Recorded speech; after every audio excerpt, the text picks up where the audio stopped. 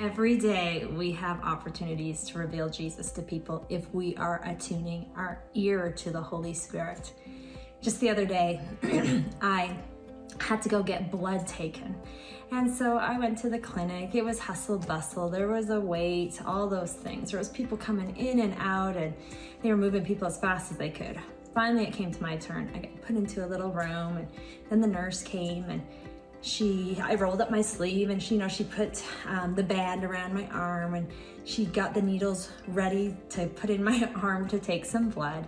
And as I'm ready to have that needle put in my arm, she said, "You're 10 years younger than me." She was looking at my chart.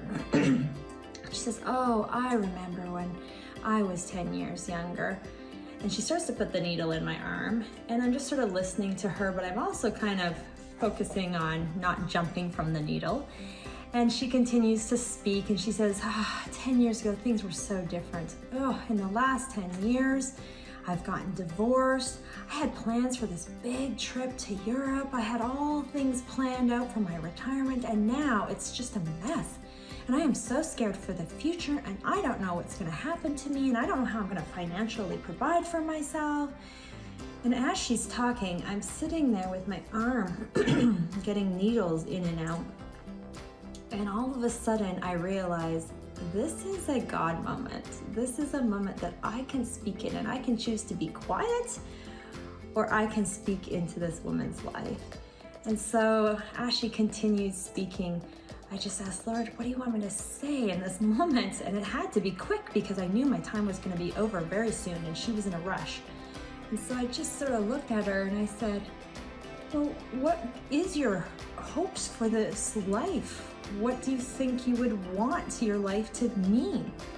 She said, "I don't know. I don't even know what my life is meaning and what the purpose is."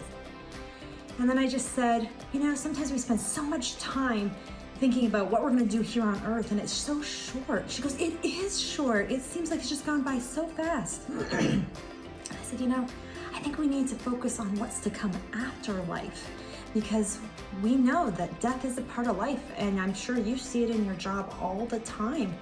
And we're going to move from this world onto the next, and what is going to be on that other side?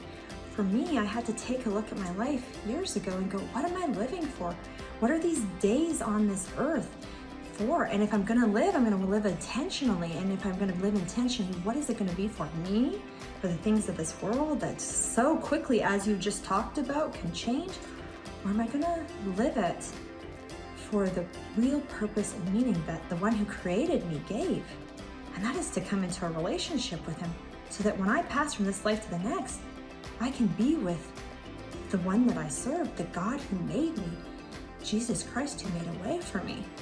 And that's what I would encourage you to just go after Jesus with everything, because he will provide, and he'll take the fear out of everything that is going on in your life, because you won't be living for this world or what's to come, but for what is the hope in the life after with him. And he'll never leave you, and he'll never forsake you in this world, and he'll help you through it and show you what direction to go. By this time she was done, and she went, "Oh, okay.